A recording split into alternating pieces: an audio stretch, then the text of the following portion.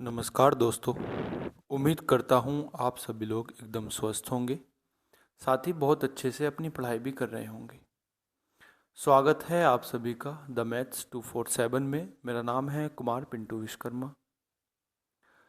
सबसे पहले तो आप सभी लोगों से माफ़ी चाहता हूँ जो कल आपकी क्लास नहीं हुई थी।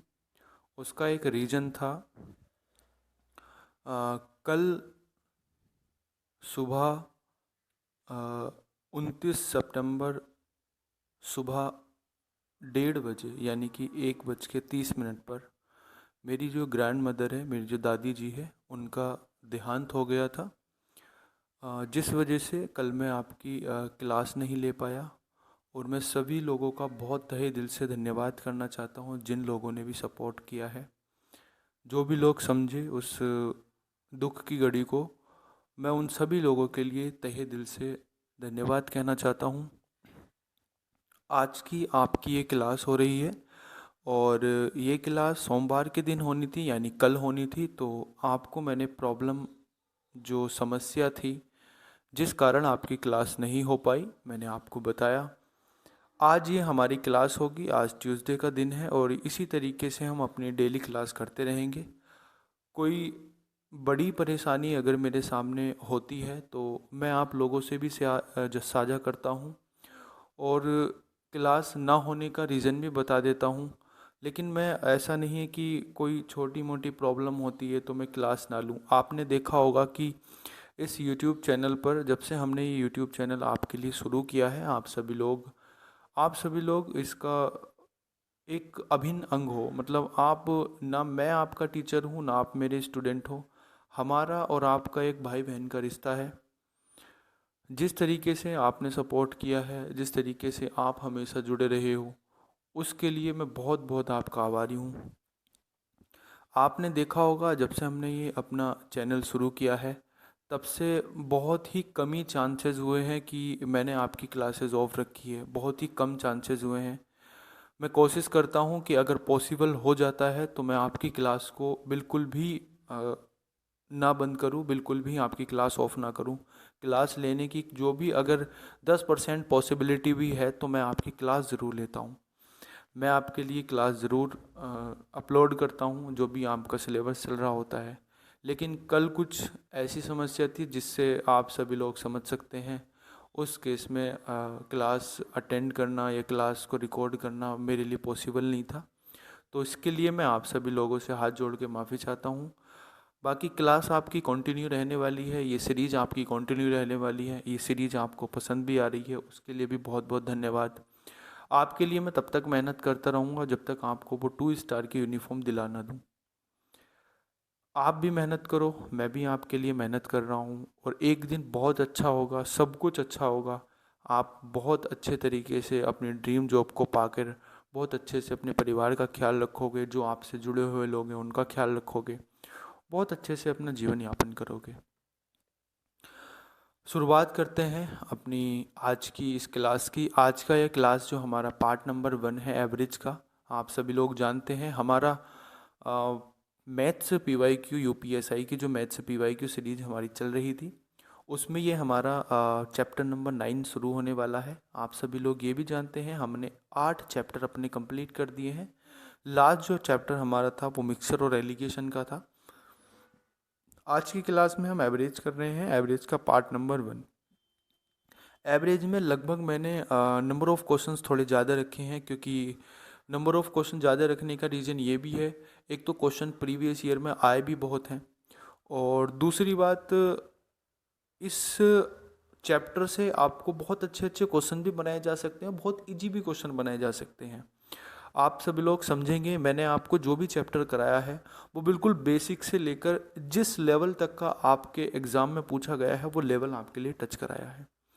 और अभी ये PYQ सीरीज़ कंप्लीट होने के बाद अभी आपने मॉक टेस्ट भी देखे होंगे। हमने मॉक टेस्ट में स्टार्टिंग में तो PYQ जो हमारे थे वही करे हैं, 2017 के पहले करे हमने मॉक टेस्ट। उसके बाद अब हम 2021 पे मूव किए हैं। लेकिन 2021 में क्या है कि मॉक टेस्ट में मैंने जो भी एनालिसिस किया है, मैंने आपको ये भी बताया भी है लास्ट मॉक टेस्ट में, कि आपके पास जो रीजनिंग का वेटेज हो जाता है ना, वो 2021 में मैथ्स के सेगमेंट में रीजनिंग का वेटेज थोड़ा ज़्यादा हो जाता है। तो इसलिए मैं कोशिश करूँगा कि जिन क्वेश्चंस को आप बना सकते हो, रीजनिंग के बहुत नॉर्मल क्वेश्चन जो आप बना सकते हो, आपको उन क्वेश्चन करा के टाइम वेस्ट ना कराया जाए। आपके लिए मैं बहुत अच्छे लेवल के भी मॉक टेस्ट तैयार करूँगा। ये आप देखना कि ये अभी हमारे 17 मॉक टेस्ट हुए हैं। इस वीक के एंड में हमारे 20 मॉक टेस्ट कंप्लीट हो जाएंगे।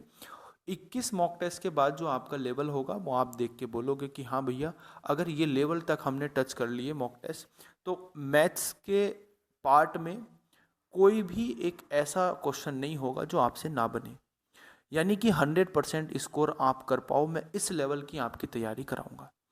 तो चलिए बिना किसी देरी के, बिना किसी बात के हम शुरुआत करते हैं अब अपना पार्ट नंबर 1 एवरेज का। और आज की क्लास में मैंने 30 क्वेश्चंस रखे हैं और कोशिश करेंगे कि इन 30 क्वेश्चंस को हम आज की क्लास में ही पूरा कर दें। और मॉक टेस्ट ये आपकी एवरेज की लगभग 2 से 3 क्लास होने वाली है, क्योंकि नंबर ऑफ़ क्वेश्चंस थोड़े अच्छे हैं। मैंने नंबर ऑफ़ क्वेश्चन थोड़े से ज़्यादा इसमें सेलेक्ट किए हैं। ठीक है, तो शुरुआत करते हैं अपनी आज की क्लास की। और 30 क्वेश्चंस में से आपके कितने नंबर आते हैं, आप कितने क्वेश्चंस को सही कर पाते हो, आप कमेंट सेक्शन में वो भी बताना।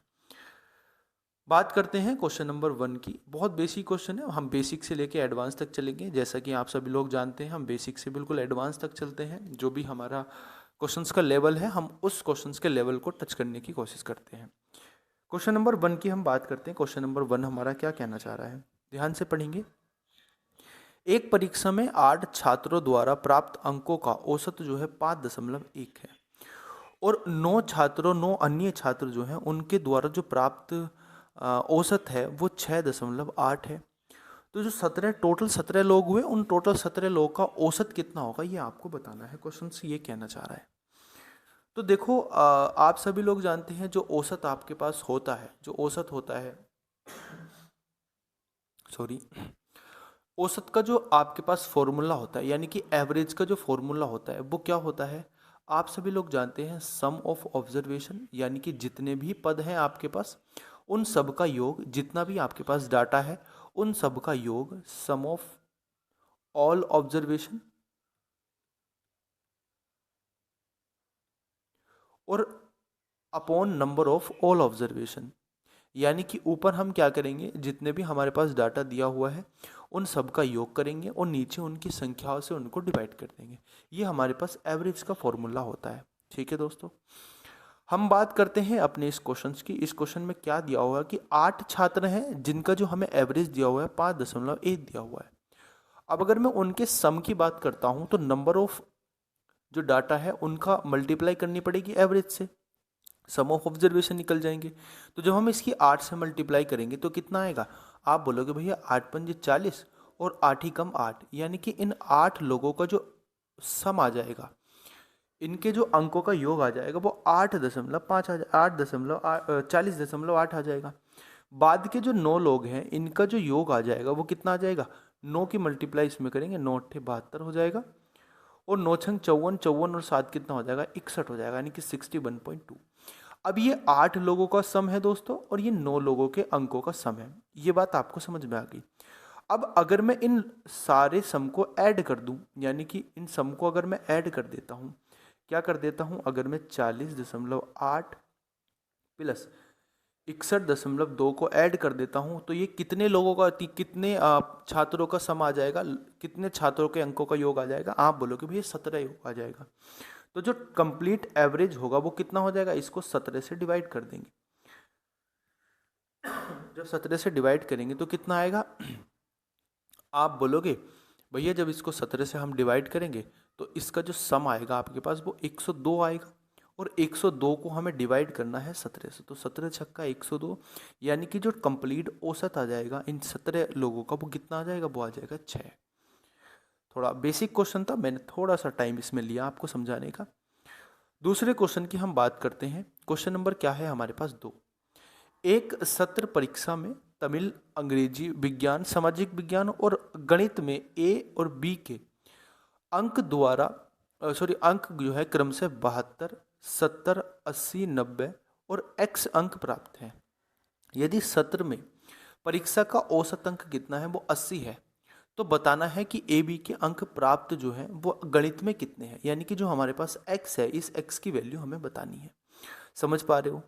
अब एवरेज होता क्या है आप सभी लोग जानते हैं, एवरेज बराबर होता है, हमें एवरेज कितना दिया हो 80, 80 बराबर क्या होता है सम ऑफ ऑब्जर्वेशन, तो हम सम ऑफ ऑब्जर्वेशन कर देंगे, सम ऑफ ऑब्जर्वेशन सारे जो ऑब्जर्वेशन हमें दिए हुए हैं उनका सम कर देंगे।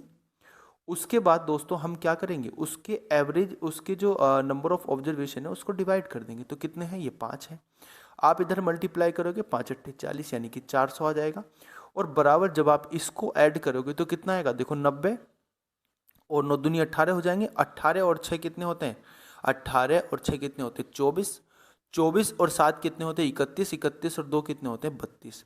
यानी हम कह सकते हैं इसको हम कह सकते हैं दोस्तों कितना 31 हो जाएंगे ना, यानी कि 310 और 310 और इसमें 2 ऐड कर देंगे यानी कि 312 हो जाएगा। कितना हो जाएगा योग हो जाएगा 312, और 312 प्लस एक्स आ जाएगा, तो यहाँ से एक्स की जब हम वैल्यू निकालेंगे वो आएगी 88। समझ गए बात को कि नहीं समझ गए आप लोग? बहुत अच्छे से आप बात समझ गए होंगे, 88 आपका आंसर आएगा। ठीक है, ये तो हमारा बेसिक फॉर्मूला है। अब मैं आपको इसको अलग तरीके से भी बता सकता हूँ, मैं आपको डेविएशन से भी बता सकता हूँ। डेविएशन से कैसे करते हैं, देखो डेविएशन से एक बार समझने की कोशिश करेंगे। ठीक है, डेविएशन से कैसे करते हैं, जैसे हमें दिया हुआ है कि इनका जो औसत है वो कितना है, वो औसत है दोस्तों 80, 80 औसत है। अब जो हमें अंक दिए हुए हैं अलग अलग सब्जेक्ट के, वो कितने डेविएट हो रहे हैं, डेविएट का मतलब कि कितने ज़्यादा या कितने कम है। देखो ये 72 है, ठीक है ध्यान से समझेंगे, ये 70 है, और ये 80 है आपके पास, और ये 90 है आपके पास, और ये आपके पास x हम लिख देते हैं इधर, ये x है। समझ गए बात को?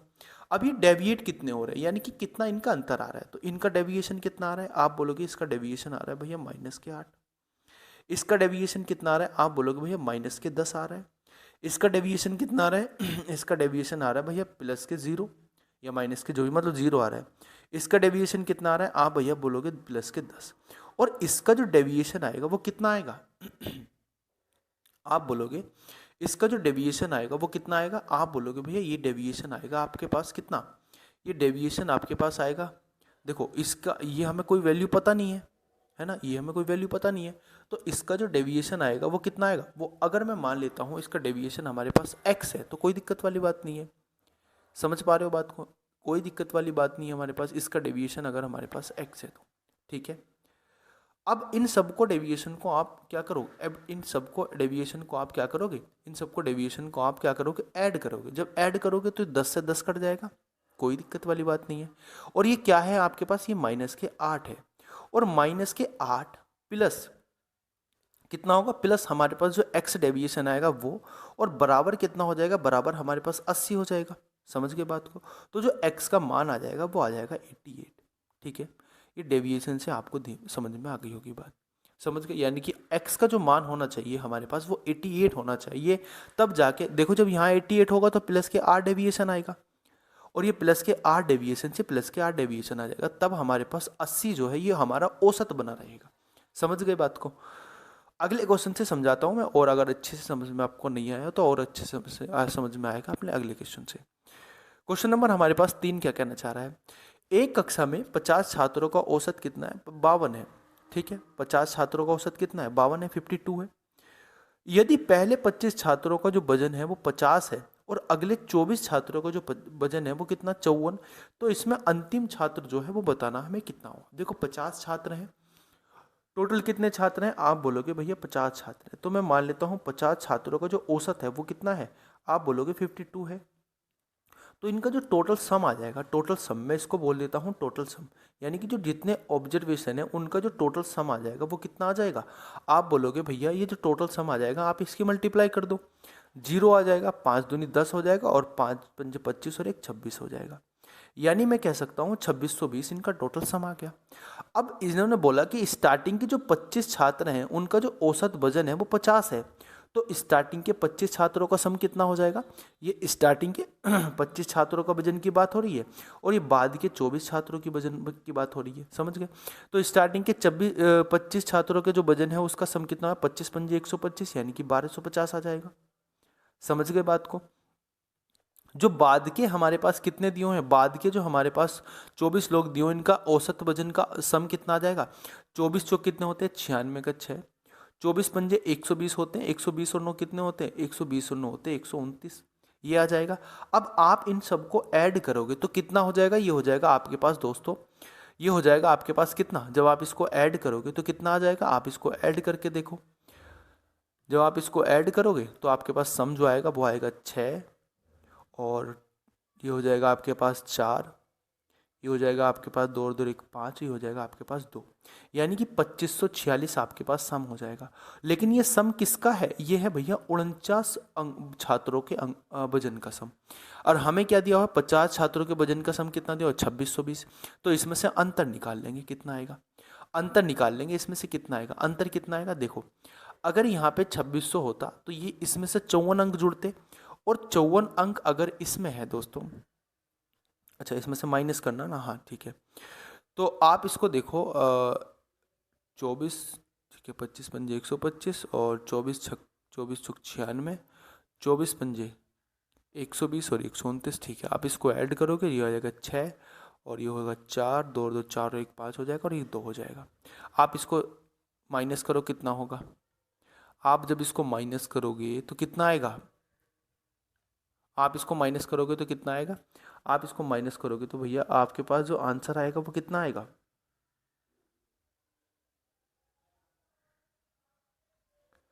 ये ना थोड़ा सा मुझसे गलत हुआ, मिस्टेक हुई है यहाँ पे, हमने ना इसकी कैलकुलेशन में थोड़ी सी गड़बड़ कर दी।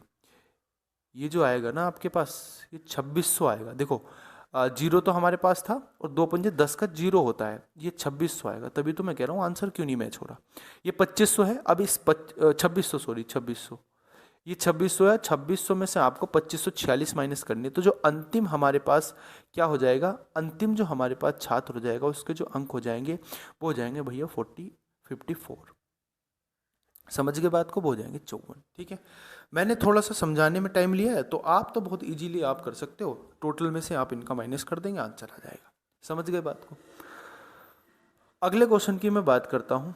अगर हाँ आपको ये, अगर आपको डेविएशन से करना है, अगर आपको ये डेविएशन से करना है तो मैं उसको आपको डेविएशन से ही बता देता हूँ, कैसे समझेंगे ध्यान से एक बार। डेविएशन से अगर आपको करना है तो कैसे, यहाँ पे हम समझने की कोशिश करते हैं डेविएशन से कैसे होगा।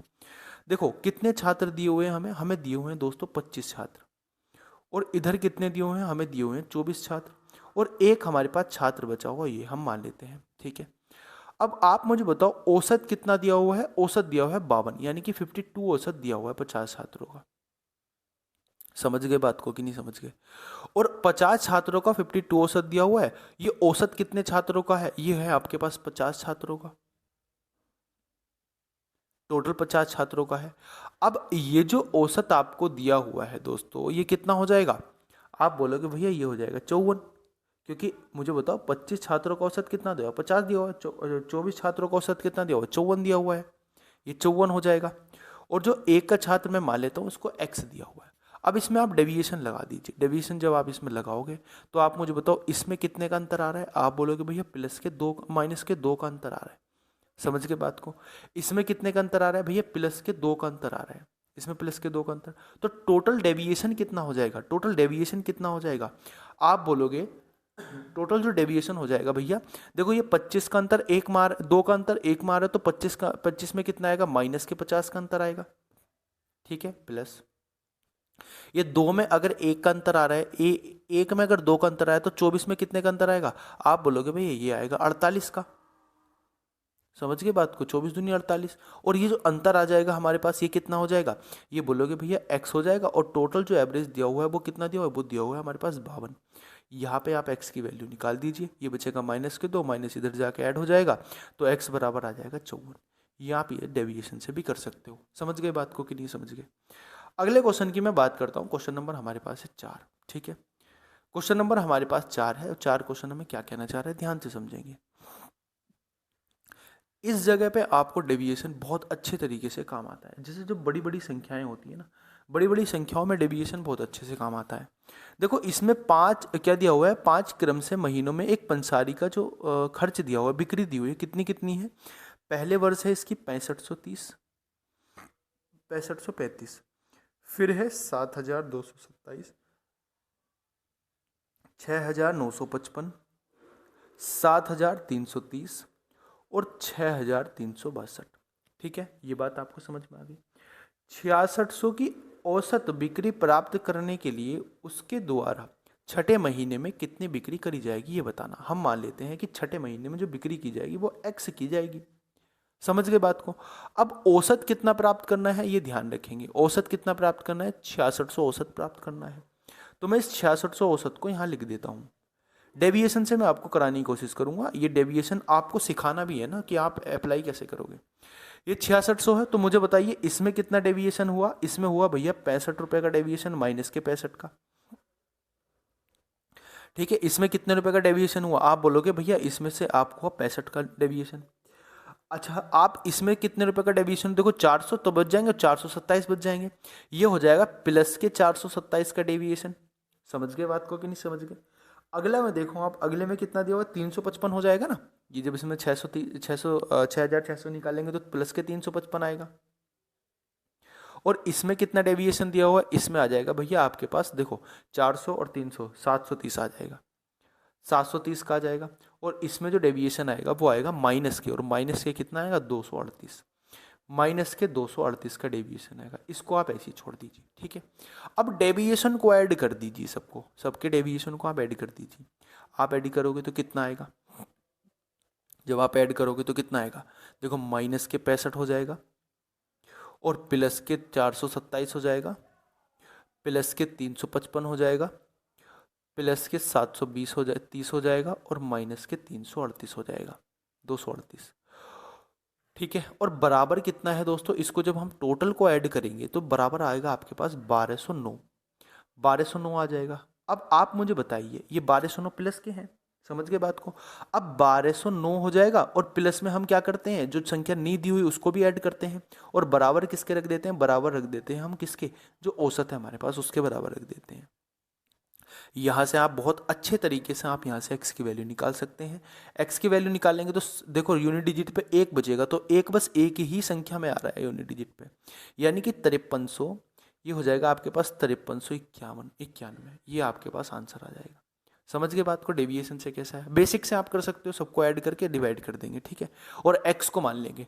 ऐड करने के बाद कितनी संख्याएं हैं? 6 संख्याएं, तो 6 से पहले इसकी मल्टीप्लाई करेंगे तो ये टोटल सम आ जाएगा, और इन सम को सबको ऐड करके इसमें प्लस x भी करेंगे, फिर इन सबको x में इसमें से माइनस कर देंगे। ठीक है, x की वैल्यू आ जाएगी।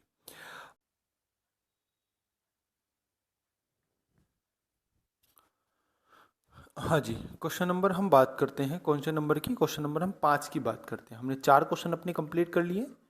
हाँ, 4 क्वेश्चन हमने कंप्लीट, 5 की हम बात करते हैं। 5 नंबर क्वेश्चन क्या कहना चाह रहा है, ध्यान से समझेंगे। बिल्कुल वैसा ही क्वेश्चन है जैसा हमने पीछे किया है। एक किराने की दुकान पर 5 क्रमागत महीनों के लिए 6,835, 7,327, 7,255, 7,630 और 6,662 की बिक्री होती है। छठे महीने में उसकी कितनी बिक्री होनी चाहिए ताकि जो औसत बन जाएगा वो कितना बन जाएगा? वो बन जाएगा 69। डेविएशन से करेंगे, बहुत अच्छे तरीके से समझ में आएगा। डेविएशन से करेंगे, डेविएशन क्या होगा? पहले हम लिख देंगे एवरेज। यहाँ पे मैं डायरेक्ट डेविएशन ही कर देता हूँ। जब हम एवरेज यहाँ लिख देंगे तो हम डायरेक्ट डेविएशन से ही करते हैं, कोई दिक्कत वाली बात नहीं है। या तो आप इसको बेसिक से कर लो या डेविएशन से कर लो, मैं दोनों तरीके से आपको, चलो मैंने अब पीछे आपको डेविएशन से बताया तो ये वाला मैं आपको बेसिक से बता देता हूँ, है ना। डेविएशन क्योंकि आपको धीरे धीरे समझ में आ जाएगा। आप इन सबको ऐड करोगे, देखो 6,835 हो जाएगा, प्लस 7,327, प्लस 7,255, प्लस 7,630, प्लस 6,662 और प्लस x मान लेते हैं, और अपॉन कितने हैं? ये 6 हैं, और बराबर रख देते हैं हम इसके एवरेज के बराबर।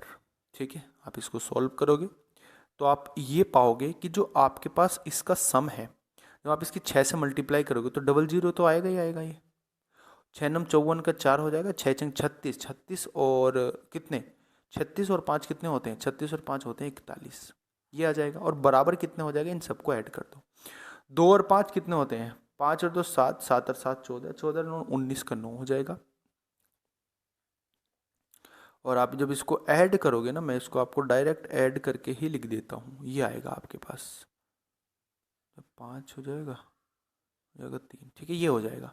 और इसमें क्या आएगा दोस्तों, x और ऐड होएगा, तो x की वैल्यू हम यहाँ से निकाल देंगे, इसमें माइनस कर देंगे, तो आपके पास जो आंसर आएगा वो कितना आएगा, आपके पास जो आंसर आएगा वो आएगा 5691।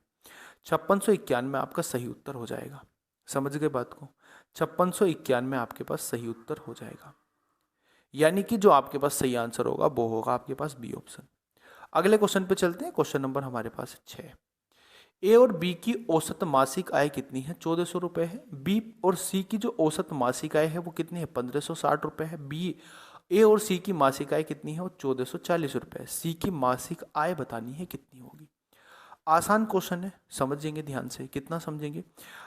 इनकी औसत आय दे रखी है, ए प्लस बी की औसत आय दे रखी है कितनी, 1400। तो अगर मैं इनका सम निकालना चाहूँ ए प्लस बी का, तो 2 से मल्टीप्लाई कर देंगे, क्योंकि जब इनका औसत निकलेगा वो ए प्लस बी अपॉन 2 निकलेगा, है ना। तो 2 से इधर मल्टीप्लाई कर देंगे। जब 2 से मल्टीप्लाई कर देंगे तो 14 दूनी 2800, तो यानी कि ए और बी की जो मासिक आय हो जाएगी वो हो जाएगी 2800 प्लस करके।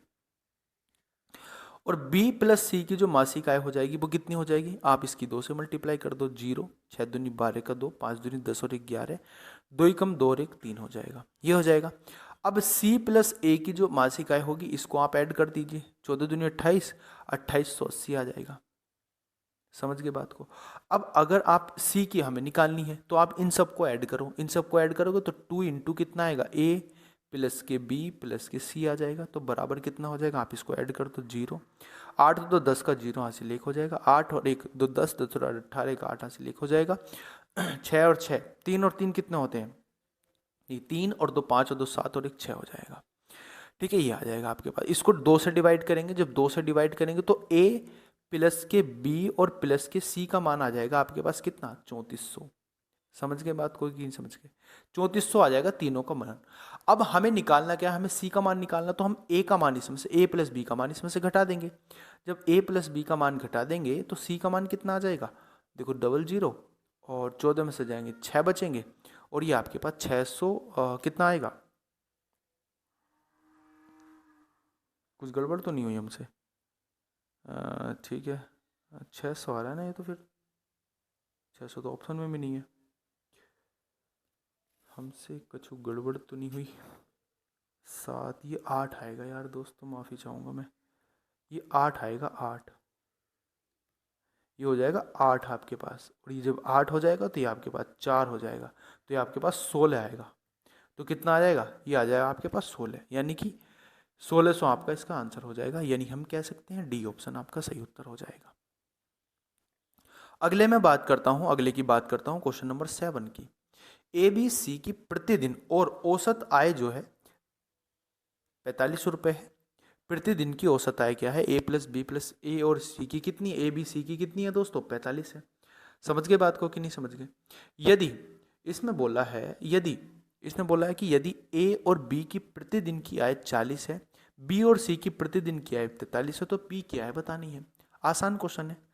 आसान किस तरीके से, 3 से इसकी मल्टीप्लाई के 45 से कितने होते हैं, 135 होते हैं, यानी कि तीनों का सम कितना आ जाएगा, 135 आ जाएगा। हमें बी का बताना है। अब अगर बी का बताना है तो एक काम करेंगे, इन सबको ऐड करेंगे, तो 40 दूनी 80 हो जाएगा, यानी कि ए प्लस बी का जो मान हो जाएगा वो कितना हो जाएगा, 80 हो जाएगा। और बी प्लस सी का जो मान हो जाएगा वो कितना हो जाएगा दोस्तों, 43 दूनी कितने होते हैं, आप बोलोगे 43 दूनी होते हैं भैया 3 दूनी 6, यानी कि 86। अब इसको आप ऐड कर दो, 8 दूनी 16 हो जाएंगे, यानी कि 1600 कितना 166 हो जाएंगे। अब इस 166 में क्या क्या है, इसमें 2 बार बी है, 2b प्लस के a प्लस के c दिया हुआ है, तो आप इसमें से a b c का मान घटा दीजिए, आपके पास b का मान बचेगा। तो कितना बचेगा, 1 बचेगा और 3 बचेगा, यानी कि 31। तो हमारे पास b का मान कितना आ जाएगा, b का मान आ जाएगा 31। अगले क्वेश्चन की बात करता हूँ, क्वेश्चन नंबर 8 हमारे पास क्या है। ए बी सी का औसत मान क्या है, 51 है। B plus P plus Q का मान कितना, 45 है। Q प्लस आर का मान कितना, 46 है। तो Q का मान बताना, Q 2 बार ऐड हो रहा है, तो यानी कि सम जो टोटल है उसमें से इनका सम निकलेगा, तो आप माइनस कर दो। कैसे नहीं करोगे, 51 की 3 से मल्टीप्लाई करोगे, 3 पंजे 15 और 3 एकम 3, यानी कि 153 आ जाएगा। अब 153 बराबर क्या हो जाएगा, ये हो जाएगा आपके पास P plus Q plus R. P plus Q plus R हो जाएगा, P प्लस क्यू प्लस के आर हो जाएगा। अब हमें क्या दिया हुआ है दोस्तों, हमें दिया हुआ है P plus Q. P plus Q का औसत कितना हो जाए 45, तो 45 दूनी 90 हो जाएंगे, यानी कि इनका सम 90 हो जाएगा। और Q प्लस के R का सम कितना दिया हुआ है, क्योंकि इसका 46 दूनी 92 हो जाएगा। अब इन सबको ऐड करेंगे तो कितना आएगा, आप बोलोगे 182 आएगा।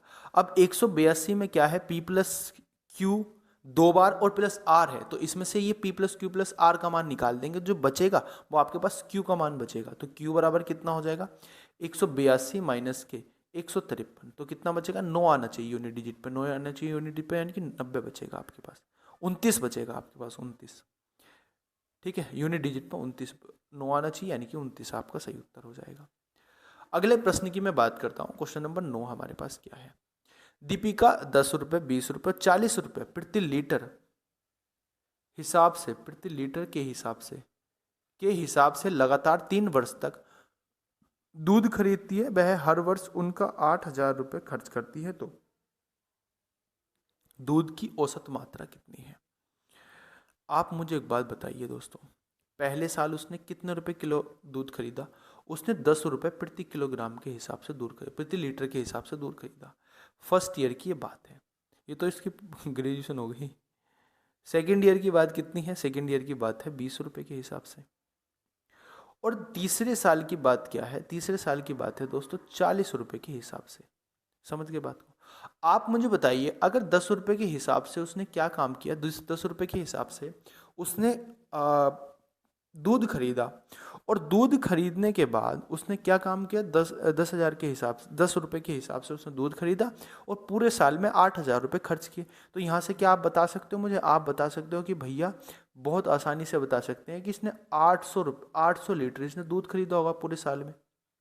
और यहाँ पे अगर मैं बात करता हूँ तो यहाँ पे 400 लीटर दूध खरीदा होगा दूसरे साल में, और तीसरे साल में 40 रुपये प्रति लीटर के हिसाब से 8,000 का कितने 200 लीटर दूध खरीदा होगा। समझ गए बात को कि नहीं समझ गए आप। अब टोटल जो दूध उसने खरीदा 3 साल में वो कितना हो गया, वो हो गया 1400 लीटर। टोटल दूध 1400 लीटर हो गया। और टोटल जो 3 साल में पैसा खर्च करो, तो 8 या 24, यानी कि 24,000 रुपये खर्च किया। और कितने लीटर दूध लिया 3 साल में, आप बोलोगे 1400 लीटर दूध लिया। तो औसत कितना आ जाएगा, औसत आ जाएगा बहुत आराम से, ये आ जाएगा आपके पास, देखो 14 ही कम 14 बचेगा कितना 4। ठीक है, 14 सत्ते 98 हो जाएगा, यानी कि 17 रुपये 14 पैसे आंसर आ जाएगा। 17 रुपये और 14 पैसे आपके पास आंसर आ जाएगा। समझ गए बात को कि नहीं समझ गए, आपके पास सही उत्तर हो जाएगा। अगले क्वेश्चन की मैं बात करता हूँ, क्वेश्चन नंबर हमारे पास है 10। क्वेश्चन नंबर 10 क्या कहना चाह रहा है, लगातार 3 वर्ष तक एक उत्पाद का क्रय मूल्य 114 प्रति लीटर, 228 रुपये प्रति लीटर और 385 रुपये प्रति लीटर है। यदि कोई आम आदमी उस उत्पाद पर प्रति वर्ष जो है औसतन 10,680 रुपये खर्च करता है, तो इस उत्पाद की प्रति लीटर औसत लागत कितनी है, ये बताना है। आसान है, कोई दिक्कत वाली बात नहीं है। आप क्या वही है जैसे हमारे पास पहला था। पहले साल क्या है, पहले साल उसने कितने रुपए के लीटर के हिसाब से खरीदे, 114 रुपये लीटर के। दूसरे साल के उसने कितने रुपए लीटर के हिसाब से खरीदे, आप बोलोगे 228 रुपये के हिसाब से। ठीक है, 228 रुपये के हिसाब से। अब अगर मैं तीसरे साल की बात करता हूँ, तीसरे साल उसने कितने के रुपए के हिसाब से किए होंगे, तीसरे साल उसने किए होंगे दोस्तों 285 रुपये के हिसाब से। समझ गए बात को। अब मुझे बताइए, अगर उसने 114 रुपये के हिसाब से क्या किए होंगे, 114 रुपये प्रति लीटर के हिसाब से उसने खरीदा होगा, तो आप मुझे बताओ पहले साल जब उसने 10,480 रुपये खर्च किए, तो उसने कितने लीटर लिया होगा। समझिए बात को, इतने ठीक है, ठीक है।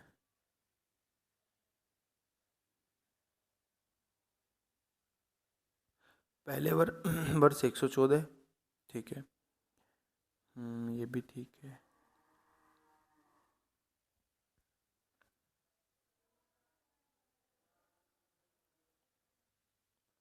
Okay, okay, okay, okay.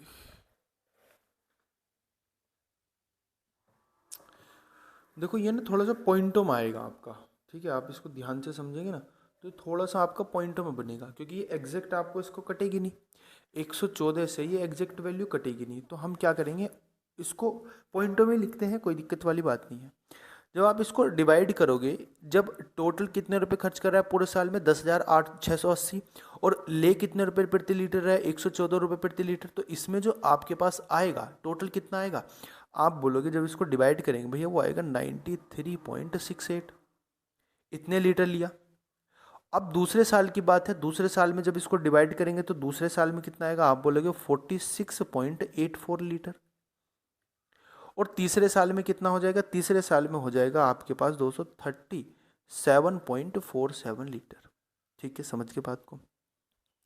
ठीक है, औसतन अब हमें इसका टोटल बताना है कि टोटल कितने लीटर लिया। तो टोटल जो हमारे पास हो जाएगा दोस्तों, ये कितना हो जाएगा, ये हो जाएगा देखो 8 और 4, 8 4 12 और 3, लगभग ये आपके पास हो जाएगा दोस्तों 178 लीटर। अब 178 लीटर हो गया आपके पास टोटल जो आपने खरीदा। तो मुझे बताओ 3 साल में जो पैसा खर्च हुआ वो कितना हुआ होगा, आप इसके मल्टीप्लाई कर दीजिए। ये हो जाएगा 3 मल्टीप्लाई 1068 अपॉन कितने लीटर, 178 लीटर। तो अब आप इसको औसतन निकालोगे तो आपके पास इसका आंसर बनेगा आपके पास 180 रुपये प्रति लीटर। 180 रुपये प्रति लीटर आपके पास आंसर बनेगा, यानी कि बी ऑप्शन। थोड़ा अच्छा क्वेश्चन था, लेकिन कैलकुलेशन ही थी और कुछ नहीं था, क्योंकि आपको इसको क्या था, पॉइंटों में करना है।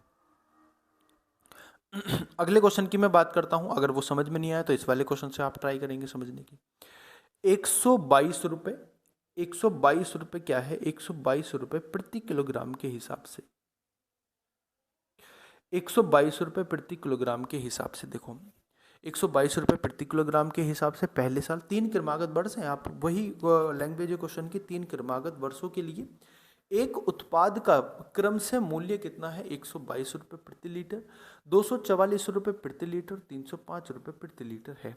यदि आम आदमी उस उत्पाद पर प्रति वर्ष औसतन 13,420 रुपये खर्च करता है तो 3 वर्ष के लिए उत्पाद का औसत मूल्य कितना होगा, ये बताना है। आप बताएंगे पहले साल कितने रुपए खर्च कर रहा है, पहले साल 122 रुपये प्रति किलोग्राम के हिसाब से खर्च कर रहा है। दूसरे साल की मैं बात करता हूँ, दूसरे साल कितने रुपए के हिसाब से खर्च कर रहे हैं, आप बोलोगे भैया 244 रुपये प्रति किलोग्राम के। तीसरे साल की अगर मैं बात करता हूँ तो कितने रुपए के हिसाब से, आप बोलोगे भैया 305 रुपये प्रति किलोग्राम के हिसाब से। अब क्योंकि औसतन कितने रुपए खर्च कर रहा है पूरे साल में, 13,420 रुपये, तो इसमें कितने लीटर लेके आएगा, आप मुझे बताओ। 13,420 हो जाएगा और डिवाइड कर देंगे इसको 122 से, तो जो आंसर आएगा वो कितना आएगा, लगभग 110 आएगा, एग्जैक्टली 110 लीटर आएगा। दूसरी बात इसी तरीके से जब हम करेंगे तो दूसरा कितना आएगा, आप बोलोगे भैया देखो इसको दोगुना ही तो हो रहा है, तो इसको 2 से डिवाइड कर दें, 55 आएगा। ठीक है, अब यहाँ पे देखो, यहाँ पे कितना आ जाएगा, जब इसको डिवाइड करेंगे आएगा 44। आप इन सबको ऐड कर दीजिए, जब आप इन सबको ऐड करोगे तो आपके पास बनेगा 209 लीटर, आपके पास बनेगा 209 लीटर, यानी कि 3 साल में 209 लीटर खरीदता है। अब क्योंकि औसतन हमें 3 साल का निकालना है, तो इसके पैसे जो हैं वो 3 साल में, हर साल क्योंकि कितने रुपए खर्च हुए, 13,420 रुपये, तो 3 साल से मल्टीप्लाई कर देंगे, यानी कि 3 से मल्टीप्लाई 209 से डिवाइड कर देंगे। तो जो आंसर आपका बनेगा ये आपके पास बन जाएगा कितना, ये बन जाएगा आपके पास 40 260 और बराबर हो जाएगा 209। 209 से इसके डिवाइड करेंगे तो आंसर क्या बनेगा, आंसर बनेगा 192 पॉइंट कितना हो जाएगा, 192.63 हो जाएगा। समझ गए, 192.63 हो जाएगा, क्योंकि 2 बार तो जाएगा नहीं, तो ये आंसर नहीं हो सकता, ये आंसर नहीं हो सकता, तो लगभग यही बनेगा आंसर। समझ गए बात को कि नहीं समझ गए। 192.63। आज आपको थोड़ा सा लग रहा होगा कि भैया आवाज़ में थोड़ी सी दिक्कत लग रही होगी, है ना, कोई बात नहीं। देखो अब हमारे पास ये नया टाइप आ जाता है, ये टाइप नंबर 2 आ जाता है। आप समझिए यहाँ पे टाइप नंबर 2 हमारे पास शुरू हो जाता है, टाइप नंबर 2 शुरू हो जाता है और क्वेश्चन करने की हम कोशिश करते हैं। क्या कहना चाह रहा है क्वेश्चन, प्रथम 9 प्राकृतिक संख्याओं का जो औसत है ये हमें बताना। देखो प्रथम n प्राकृतिक संख्याओं का जो सम होता है, सम का जो फॉर्मूला होता है, सम का फॉर्मूला वो क्या होता है, वो होता है दोस्तों, मैं फॉर्मूला आपको बता देता हूँ, n, ठीक है, n इंटू n प्लस 1/2 होता है। ये होता है सम का फॉर्मूला, यानी कि प्रथम n जो संख्याएं हैं, प्रथम n संख्याओं के सम का फॉर्मूला होता है। अब आप मुझे बताइए इस फॉर्मूले में, आप मुझे बताइए संख्याएं कितनी हैं। आप बोलोगे न n संख्याएं हैं। तो अगर भैया मैं औसत की बात करता हूं तो औसत क्या बनेगा? देखो क्योंकि n संख्याएं हैं तो इसको फिर n से डिवाइड भी करना पड़ेगा, n से डिवाइड करना पड़ेगा, तो एवरेज जो बन जाएगा आपके पास वो एवरेज बन जाएगा n इंटू एन प्लस के 1/2 इंटू एन। 2 इंटू एन तो n से ये n कट जाएगा, तो जो औसत बन जाएगा, औसत का फॉर्मूला बन जाएगा n प्लस के 1/2। ये आपके पास औसत का फॉर्मूला बन जाएगा। तो इसी फॉर्मूले में आप नंबर लिख दीजिए, कितना आ जाएगा। इसी फॉर्मूले में आप क्या रख दीजिए, सम रख दीजिए, मतलब वैल्यू रख दीजिए। तो कितना बनेगा, ध्यान से रखें, कितना बनेगा आपके पास, ये हो जाएगा 19 और प्लस के 1/2 आ जाएगा। तो 20 प्लस के 20/2 कितना हो जाएगा, 10 हो जाएगा। यानी जो औसत आ जाएगा वो n प्राकृतिक संख्याओं का औसत आ जाएगा, कितना, औसत आ जाएगा 10। समझ गए बात को। अगले क्वेश्चन की बात, हाँ जी, हम बात करते हैं क्वेश्चन नंबर अपने 13, क्वेश्चन नंबर 13 की बात करते हैं। 1 से 43 तक की सभी विषम संख्याओं का औसत आपको बताना है कितना होता है। देखो 1 से 43 तक की जो विषम संख्याएं होती हैं ना, उनका जो औसत, आप उनका सम निकालो पहले। सबसे पहले क्या करते हैं, सम निकालते हैं। जो सम होता है, सम वो होता है हमारे पास n²। यानी कि 1 से आप n विषम संख्याओं का जो औसत होता है ना वो n² होता है, ये समझो। अगर मुझे औसत निकालना होगा तो मुझे आप बताइए, अगर मुझे एवरेज निकालना होगा दोस्तों तो क्या करना पड़ेगा, मुझे इसके नंबर ऑफ संख्याओं से डिवाइड करना पड़ेगा, यानी कि n से डिवाइड करना पड़ेगा। तो n से डिवाइड करना पड़ेगा यानी कि n आ जाएगा। यानी जितनी संख्याएं हैं उतना ही उनका एवरेज होगा। अब पहले संख्याएं निकालनी पड़ेगी, 1 से लेके 143 तक की संख्याएं निकालनी पड़ेगी विषम। तो हम कैसे लिखेंगे इसको, 1 3 हो जाएगा, 5 हो जाएगा, फिर इसी तरीके से आपके पास 43 हो जाएगा। तो यहाँ से आप क्या निकालोगे, नंबर ऑफ संख्याओं, क्या नंबर निकालेंगे, नंबर ऑफ, क्या कह रहा हूँ मैं, हाँ नंबर ऑफ डिजिट निकालेंगे, कितनी है, नंबर ऑफ डिजिट में कितनी संख्याएं हैं निकालेंगे। ठीक है, तो हम लास्ट पद निकालेंगे, ये समांतर श्रेणी बन जाएगी हमारे पास n की वैल्यू निकालने के लिए। तो लास्ट पद बराबर कितना होता है, लास्ट पद बराबर होता है a प्लस के n-1 इंटू डी। अब a बराबर कितना है हमारे पास, 1 है, प्लस n-1 कितना है हमें निकालना है, d बराबर हमारे पास 2 है। ये 43 और माइनस 42, 42/2 हो जाएंगे 21। तो n की वैल्यू कितनी हो जाएगी, 21 प्लस के 1 यानी कि 22 हो जाएगी। तो हमारे पास जो औसत आ जाएगा वो भी कितना आ जाएगा, वो भी हमारे पास 22 आ जाएगा, यानी कि सी ऑप्शन आपका सही उत्तर हो जाएगा। अगले क्वेश्चन की मैं बात करता हूँ, क्वेश्चन नंबर हमारे पास है 14। 7 क्रमागत धनात्मक पूर्णांकों का औसत जो है 126 है। 7 क्रमागत पूर्णांकों, जो क्रमागत संख्याएं हैं, धनात्मक पूर्णांकों का औसत 126 है। उसमें सबसे छोटी संख्या हमें बतानी कितनी होगी, सबसे छोटी संख्या बतानी। तो सबसे छोटी संख्या कौन सी हो जाएगी, आप बोलोगे भाई सबसे छोटी संख्या आपके पास हो जाएगी कितनी, आपके पास हो जाएगी 123। कैसे, मैं बताता हूँ। आप मुझे बताइए, अगर मैं आपसे पूछूं कि 1 2 3 ये क्रमागत संख्याएं हैं, धनात्मक पूर्णांक संख्याएं हैं, इनका जो औसत बनेगा वो कितना बनेगा। आप बोलोगे भैया इनका जो औसत बनेगा, इन सबको ऐड कर दो, 2 से 3 से डिवाइड कर दो, क्योंकि नंबर ऑफ संख्या 3 है। तो 6/3 हो जाएगा, और 6/3 बराबर हो जाएगा 2। समझ गए बात को। यानी कि बीच वाली ही संख्या इनका औसत होती है। जो भी क्रमागत संख्याएं होती हैं उनकी जो मिडल वाली संख्याएं होती है उसका ही औसत होता है। जैसे 1 से लेके 5 तक की संख्या मैं बताऊं, 1 2 3 4 और 5, तो इसका औसत कितना होगा, इसका औसत 3 होगा। समझ गए बात को कि नहीं समझ गए। तो इसी तरीके से दोस्तों, इसी तरीके से कैसे, इसी ही तरीके से क्या करते हैं, 126 तक की 126 अगर हमारे पास औसत है तो मिडिल वाली संख्या, क्योंकि 7 संख्याएं हैं, मिडिल वाली संख्या कितनी हो जाएगी 126। इधर -1 करेंगे तो 125 आ जाएगी, फिर एक -1 करेंगे 124 आ जाएगी, फिर -1 करेंगे तो 123 आ जाएगी। समझ गए बात को कि नहीं समझ गए। ये आ जाएगी हमारे पास, मैं साफ करके एक बार लिख देता हूँ। ये हो जाएगी 123 और ये हो जाएगी 124। अब 3 4 संख्या होगी, इससे अगली संख्या कौन सी हो जाएगी, इससे अगली संख्या हो जाएगी 126 27 और 128 हो जाएगी और 129 हो जाएगी। तो ये क्रमागत आपके पास 7 संख्याएं हो गई। तो 7 संख्याएं क्रमागत होगी। इसमें सबसे छोटी संख्या हमसे पूछी, तो सबसे छोटी संख्या कितनी हो जाएगी, सबसे छोटी संख्या हो जाएगी 123। ये सबसे छोटी संख्या है। और अगर हमसे सबसे बड़ी संख्या पूछता तो 129 हमारे पास बड़ी संख्या होती। ठीक है, अगले क्वेश्चन की मैं बात करता हूँ। क्वेश्चन नंबर हमारे पास है 15। यदि 6 क्रमागत सम संख्याओं का औसत क्या है, 123 है, 6 क्रमागत सम संख्याओं का, ध्यान रखेंगे सम संख्याओं का जो औसत है वो 123 है, सॉरी 183 है। तो इसमें क्या बताना है, इसमें बताना है दोस्तों सबसे छोटी जो संख्या है वो बतानी कितनी होगी, सबसे छोटी जो संख्या है वो बतानी कितनी होगी। आपको अगर मैं इसको ट्रिक से बताना चाहूँ तो बहुत आराम से मैं इसको ट्रिक से बता सकता हूँ आपको, ध्यान से लेकिन आपको समझना पड़ेगा।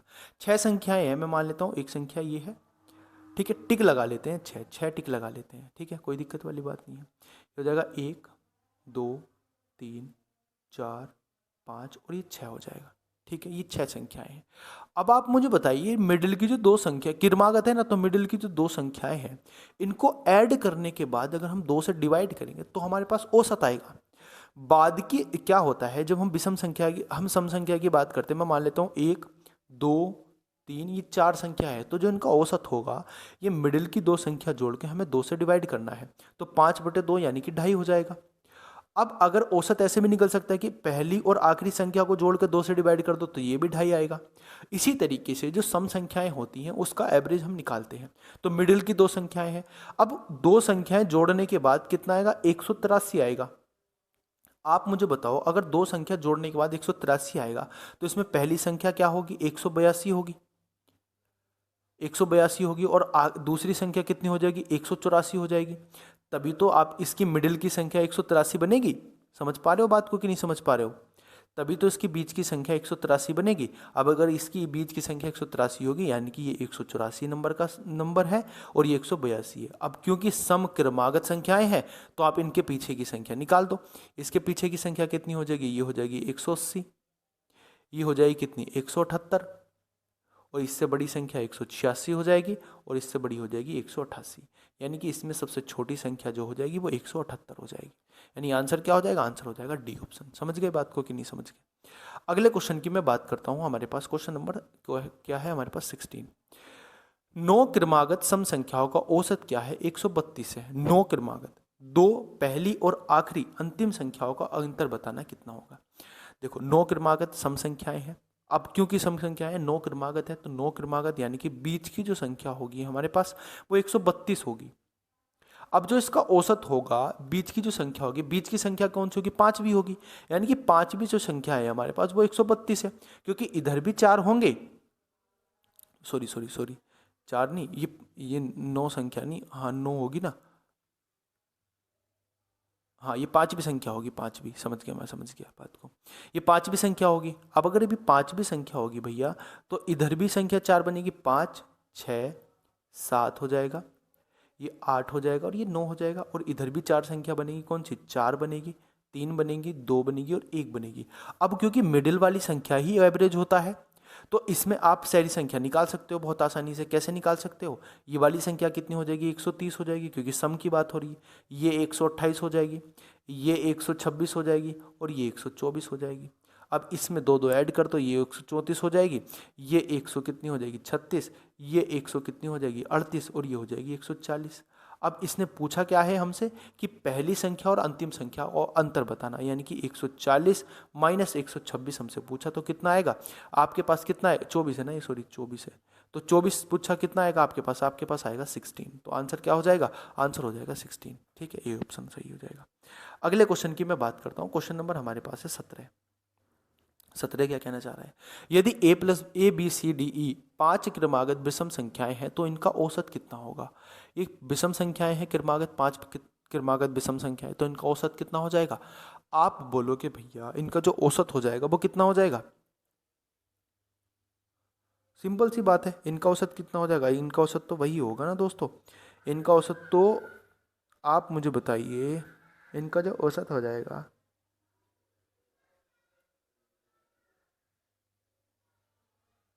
क्वेश्चन थोड़ा अधूरा है क्या, एक बार मैं देखता हूँ ना, क्वेश्चन कहीं अधूरा तो नहीं है, कुछ ना कुछ तो छूटा हुआ है इसमें। ये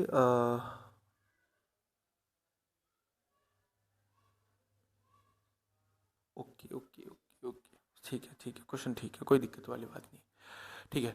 अब इसमें क्या बोला गया है आप मुझे बताइए, इसमें बोला गया है दोस्तों ये 5 क्रमागत विषम संख्याएं हैं तो इनका औसत कितना होगा। मैं आपको मान लेता हूँ, मैं विषम संख्याएं ही क्रमागत मान लेता हूँ, मैं ए को 1 मान लेता हूँ, बी को बी मान, 3 मान लेता हूँ सॉरी, और ये मान लेता हूँ 5, ये मान लेता हूँ 7, ये मान लेता हूँ 9। अब क्योंकि औसत मिडिल वाली संख्या होती है, यानी कि 5 मिडिल वाली संख्या क्या हो, औसत है। आप मुझे बताइए ये औसत कितना है, ये हमारे पास 1 + 4 है, और 1 हमने किसको माना, 1 माना हमने a को, यानी कि मैं कह सकता हूँ इसका औसत a + 4 है। कोई दिक्कत वाली बात नहीं है, तो a + 4 आंसर आ जाएगा। अगले क्वेश्चन की मैं बात करता हूँ, क्वेश्चन नंबर हमारे पास है 18। तीन क्रमागत संख्याओं का जो औसत है वो पहली संख्या के 1/3 से 15 अधिक है। ये अच्छा क्वेश्चन है ना, थोड़ा सा आप इसको ध्यान से समझेंगे। जो हमें दिया हुआ है वो क्या दिया हुआ है, इसमें ध्यान से समझेंगे आप। देखो क्या दिया हुआ है, हम मान लेते हैं दोस्तों, हम मान लेते हैं तो जो 3 क्रमागत संख्याएं हैं इसकी वो कितनी है। मैं मान लेता हूँ पहली जो संख्या है मेरे पास वो है -(x - 1)। दूसरी संख्या क्या हो जाएगी, इसी तरीके से मान लेते हैं, है ना। पहली संख्या में मान लेता हूँ दोस्तों x - 1, दूसरी संख्या मान लेता हूँ x, और तीसरी संख्या मान लेता हूँ x+1। ये तीन क्रमागत संख्याएं होगी मेरे पास, कोई दिक्कत वाली बात नहीं है। इसने बोला है कि जो औसत है, 3 क्रमागत संख्याओं का जो औसत है वो पहली संख्या के 1/3 के से 15 ज़्यादा है। तो मुझे बताइए इसमें औसत क्या हो जाएगा, हमारे पास जो औसत निकल के आएगा वो x+1 x-1 और +x+1 बटे कितना हो जाएगा 3, और ये बराबर कितना है, ये बराबर है दोस्तों पहली संख्या के 1/3 के 15 अधिक है। समझ गए बात को, तो इसको सोल्व कर लो आप। ये हो जाएगा आपके पास 3x हो जाएगा। 3x बराबर कितना हो जाएगा, ये हो जाएगा x-1 + 45, क्योंकि 3 से 3 नीचे कट जाएगा। आप इसको सोल्व करो, x आएगा 2 इधर आ जाएगा, ये हो जाएगा 44। तो x का मान कितना हो जाएगा, x का मान हो जाएगा 22। x का मान कितना हो जाएगा, x का मान हो जाएगा 22। तो इसमें क्या बताना, सबसे बड़ी संख्या बतानी है। तो 22 कितनी हो जाएगी, ये हो जाएगी 22 + 1, 22 + 1 हो जाएगा 23। तो आंसर क्या हो जाएगा, सी ऑप्शन। अगले क्वेश्चन